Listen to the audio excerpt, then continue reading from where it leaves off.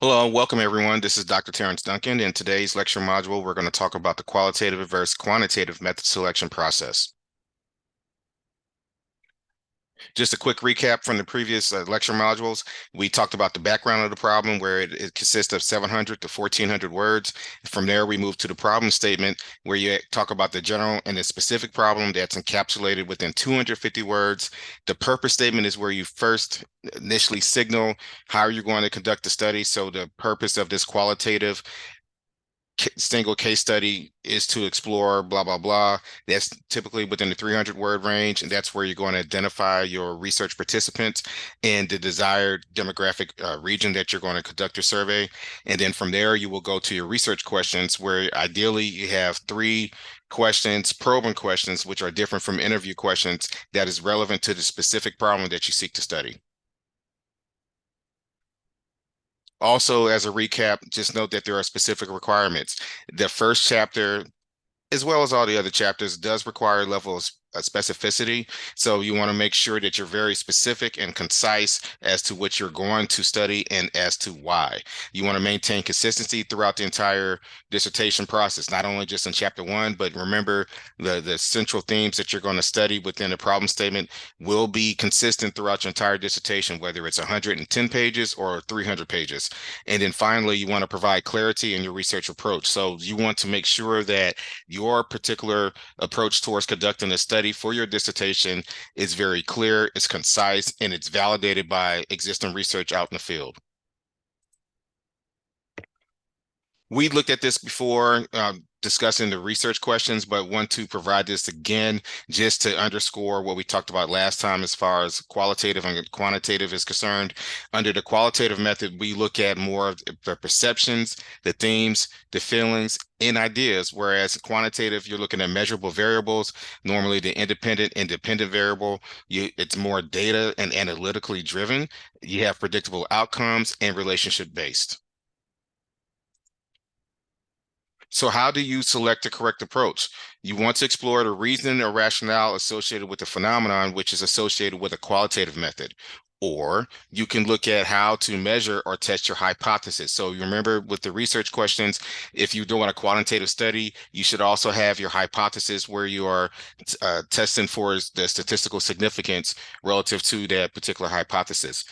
Under the qualitative method, you want to look to discover, describe, or identify existing themes. Whereas in the quantitative method, you're going to look more into how or what questions that are generally closed-ended. So when you're thinking of closed-ended questions, think about like a Likert scale, something that you send out on SurveyMonkey, where you rank in something based on 1 to 5, and you aggregate that data to be able to run your overall statistical analysis. So that's one way of looking at it. And just one thing to kind of keep in mind is that I'm just providing a lecture. I cannot provide, and I don't believe that there's too many consultants or professors that can provide in explicit detail every single approach that's adequate for your study. You have to remember that this is an independent study and that you are responsible for driving the selection approach and to be able to align with the methodologist. So determine the purpose of the method. On the quantitative side, it's deductive approach, whereas qualitative, you have the inductive approach, where you test the theories. Under quantitative, you're building theories on the qualitative, and then just some other characteristics or traits associated with the methods. Again, we talked about the surveys in the quantitative study being closed-ended, whereas in the qualitative method, you're going to have interviews, and that's where your interview questions come in. Your research questions do not fit into the qualitative questions because the research questions are applicable for both the qualitative and the quantitative method. One thing to also keep in note too is the sample size, and there are ways to be able to determine which the appropriate sample size to make this a quote unquote valid study. Under the qualitative method, your sample size, the people you're going to interview is going to be smaller. So usually 20 is what you'll typically see for a single qualitative case study, whereas a quantitative study, you're going to be closer to 100 or more because you got to have a large enough sample size to test the assumptions and to infer appropriately based on a statistical analysis. So for those who are not too familiar with the doctoral program, the process of your dissertation will have to be evaluated through by a methodologist. And what is a methodologist? They are usually right before you go to the RB process, and they look at to see the information that you provided at the problem statement, the purpose statement, the research questions, et cetera, et cetera. Does it align?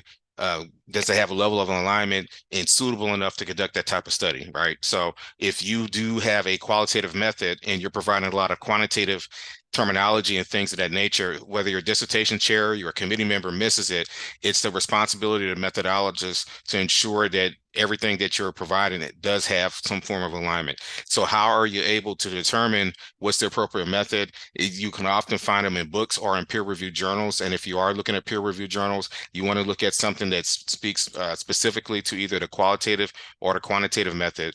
And then it also notes that it provides a methodical approach towards your method selection. It helps detail the difference between qualitative and quantitative. And some of the books are the more common books that you find associated with methodology is Cresswell, and another good book that I identified that's useful, especially as you are working on the actual dissertation versus the outline or the prospectus, is the Sage Handbook of Research Methods.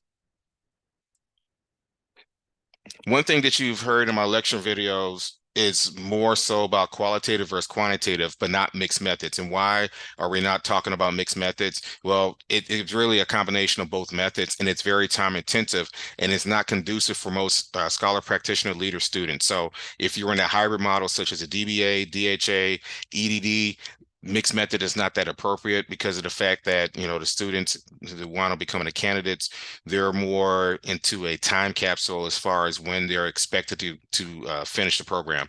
Whereas a PhD, you can get away with more mixed methods because you actually have the funding, you might actually have the research, and also you're trying something brand new. So when you think of mixed methods, you're thinking about conducting a new survey, something that's very novel, and that you have to develop the qualitative. You have to identify the themes, you have to do some digging around, some inquiries prior to conducting surveys. And actually, after you conduct a qualitative survey, you have to look at its output and its findings prior to moving forward with the quantitative. So even though that you can talk about discussing the effects of your study as it relates to a mixed methods, you have to understand that you're adding additional steps. So for myself personally, if you're a candidate under my leadership, or if you're a student under my leadership, I'm not going to encourage you to use mixed methods. It also may require additional tests to validity prior to proceeding to the next method. So if you are taking an extended period of time to get just past the first chapter, and then you're trying to do the research methods, I've actually seen certain studies actually take months. A qualitative study take 3 to 4 months to complete. I've seen quantitative studies, I've seen student candidates been able to get approved through IRB, to conduct their study, and then it winds up taking 5 months for them to provide the output. So just imagine if you're taking 3 or 4 months under the qualitative, and then you're taking 3 to 4 months on the quantitative, you spent almost a whole year doing data collection, and you still have to provide the presentation of the findings, identify gaps, test validity scores, and things of that nature. So that's one reason why I try to discourage students from using mixed methods. I mean, ultimately it is your choice, but it's something I feel like, and I know that a lot of other dissertation chairs may also feel the same way in terms of expending your time and resources in using this particular research method. So before you do select your qualitative or quantitative method for your dissertation, you want to identify the gaps in the literature. And what that entails is that it's not clarified, or it's lacking substantive research. So an example I wanted to provide was post-COVID inflation. So at the time of this particular recording in 2023, inflation is still relatively high. It's almost at a 40-year high still, even though it's trending down a little bit. But we're still trying to understand the effects of post-COVID inflation and how it affects household spending, and how does it affect the economy as a whole. This is a whole new territory. So if you're doing a study on this is something very novel. This is something very new. And so obviously there are going to be gaps in the literature. That doesn't mean that research is not being conducted, but it's not as substantial as maybe staffing shortages in the healthcare industry. And so when I have students that are making dissertation proposals for staffing shortages, it's what about the staffing shortages? Because it's actually been discussed ad nauseum for almost 20 to 30 years, and you have an extensive amount of research. So one thing to consider as you are trying to provide your research method, you have to ask yourself, how does my research contribute to the literature? And if you do see there's gaps, that's where the areas where you probably would benefit you to identify and would benefit to select the method most suitable to address those gaps. Key questions may also remain once you're looking at the gaps in the literature. So, because you provided research questions in your study and so provided research questions in their study, that doesn't mean that all the questions have been answered thoroughly. There may be some substantial questions that could come after doing the research that wasn't captured in that study that may require additional study. You'll see that in the language in a lot of ways when you have your recommendations for future studies, the conclusion, or even in an abstract. Some abstracts they'll actually say this study was on XYZ, but there are future opportunities in research in this particular field because our study did not provide the type of data that's relative to the actual problem statement itself. So how could you find research gaps? And this is something for students I know that they really struggle on. And I just, again, want to say that if you are a doctoral student and you're listening to these lecture videos, whether it's working on your research outline or your prospectus, or you're actually starting to toe your foot in the water on your first series of writing as a dissertation candidate, doctoral candidate, you have to understand that one article or dissertation will not suffice. And for you to actually have a legitimate or reasonable research method selection, you need to look at different articles. That's, if you may recall from several lecture modules earlier, we talked about comparative analysis, benchmarking other studies, and seeing, what kind of themes are available, what kind of trends are available based on that particular research that can help guide you in selecting the best method. So if you are doing a homework assignment, or if you're turning in an outline or a prospectus, or you're currently working on your dissertation for the first time, don't use just one article, because you are being biased in your selection, because whatever that stood out, whether it's the title of the article or the dissertation, whether it's the abstract or whether it's that first page, I used to be a student myself, so I know how our minds will think when you're looking at research method selection. It's not going to suffice. You need to do more comparisons. You need to look at other dissertations and publications. So one of the things that I do recommend to students very on, even as you're working on your outline, is to continue to pull research articles and dissertations relative to the scope of your study. There are topics, there's actually research articles for virtually almost every topic that's discussed. And so it's not that difficult. You just got to get more comfortable in providing the keyword search and learning how to use the database. And that takes time. So if you're frustrated early on, just understand that the more hours, the more time that you apply towards your research, the easier it becomes. I used to be horrible in researching, and as far as the academic databases, and now I can look up an article in a matter of seconds, and I know exactly what keywords that I can use quickly to be able to find it. So if you are struggling and trying to do research identification, think about it like Amazon, or even on Google. What are the keywords that you're putting in to help find some of the answers? And it'll help pull up the articles or dissertations relative to the scope of your study. You want to go over those particular journal articles. And remember, you want to make sure that they're peer-reviewed journal articles less than 5 years old, to ensure that the literature and the research is as recent as possible. You want to look at the literature review. You want to look at the findings or the data output, as well as keying on some of the recommendations.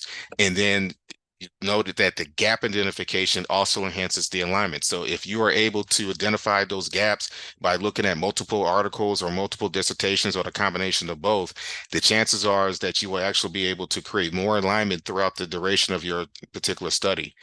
A lack of gap identification creates potential flaws in your proposed study. It makes me think about some of my students and candidates that I've had over time, where they actually wrote an extensive amount of work and they had to go back and make substantial changes because of the fact that there was misalignment at some given points throughout the particular dissertation, whether it's the phraseology of using quantitative language, but then you're providing a qualitative approach as far as like the terminology, the phraseology, and just even some of the design methods. So there's a lot to go into it. And again, the best way to mitigate against that is to ensure that you're providing as many articles in your repository as possible prior to making your selection. So to do your comparative analysis of the research outline or prospectus, you should select your studies using a qualitative method and discuss its findings. And you want to encapsulate that in one paragraph. After that, you want to do your comparison by looking at a quantitative method, a study similar to what you're interested in exploring, that's in the qualitative side, discuss their findings. You want to usually capture that in one paragraph. You want to discuss the difference between the two based on your findings, and then you want to present the desired selection of your method and design, such as qualitative and quantitative. And then so if it's a regression analysis study, you want to say that the purpose of this quantitative regression analysis study is to examine XYZ. You want to really show the comparative analysis and to justify why you're doing the study. What you don't want to do is just say, well, I want to do a qualitative method because I looked at 2-3 articles or one dissertation. You want to show to the audience, whether it's the professor, whether it's the dissertation chair, or whether it's the committee member or the methodologist, that you, or even just the general public, whoever looks at your actual dissertation down the road or research study, that you actually did a rule out, right? And so for those who may think about sports, so think about, what does an MRI do? So if a Patrick Mahomes had injured his ankle, they do an MRI to rule out that he had an ACL tear. And that's what you're doing in this particular situation. You want to rule out that this particular method is not applicable for your study, but you have to validate that through the research. You just can't do that for personal preferences. As I stated at the very beginning of these lecture modules relative to the outline and the prospectus, students and candidates have a tendency to walk in to say, I'm going to do a qualitative study because XYZ, without actually doing the research. And so you are basically prefacing your study without any kind of foundation to be able to justify the scope of your study. And you don't want to do that. Certain tips to consider: you want to avoid bias based on your personal preference or perceived ease of use. So I know that I myself personally, when I worked on my dissertation, it started off as qualitative for the very reason was I felt that it was going to be easier to use. I did not know or was not familiar with quantitative studies and things of that nature, but actually there was no alignment. And so as I continued to write the study, I realized that quantitative was the best approach to do, just based on the theoretical framework, based on the constructs that I used, and as well as the survey responses. It was actually easier for me to be able to get the survey information, make sure I had the approved study or survey to use, and then be able to have that validated by the methodologist to see that's okay to use, and then be able to crunch the data and then be able to provide the output. I always state that for every paragraph that you're trying to do for your method selection, you should use 3 to 4, you should look at 3 or 4 different documents, whether it's a dissertation or a peer-reviewed journal article, but don't take the first thing that you see. You can keep it in a queue, you can put it to the side, but it's best to try to get as many looks as possible prior to making your selection. If you, again, this is your study, this is your money, this is your investment, or if somebody else is paying for it, this is somebody else's money or investment. By the end of the day, this is your time and energy that you put into it. I'm telling you that it is in your best interest to look at multiple documents. If you are rushing to try to do this to complete an assignment, if you are rushing to try to get this passed because you did not have the time, you are cheating yourself in the front end and you're starting to cheat yourself on the back end. I really implore that. Again, only 4% of the people in this country do hold a terminal degree of all disciplines. And you have to keep in mind, for those who have to do the writing aspect, that it takes a lot of work. And so if you're not willing to put in the time and you're trying to rush it, you cannot be frustrated or disappointed by the grades that you may receive, whether by myself or another, or even the feedback that you get from the chair. So I strongly encourage 3 to 4 documents for every paragraph, because the incorrect selection often requires significant rewrite by the methodologist. The methodologist or your chair or your committee member will tell you to rewrite significant sections. So just imagine that you spent 2 to 4 months working on chapter 1, you get to the methodologist, and the methodologist says, well, you have a choice. You can either keep the qualitative method approach and you have to rewrite it in entirety, or you can use, or switch it off to the quantitative, because you'll use a lot of quantitative phraseology, and then you just might need to make a couple of adjustments here and there. So again, that's just something you want to keep in mind. And the best way to avoid misalignment is to validate as many articles and dissertations as possible. And again, a methodologist, that is the individual who will approve the proposal to continue to the IRB or additional research as necessary. And if you do have any questions about how to conduct a particular study, that's the individual that you want to discuss with. that covers these references for this particular learning module. Thank you for paying attention for this particular lecture. And if you have any questions, please feel free to reach out to me. Thank you.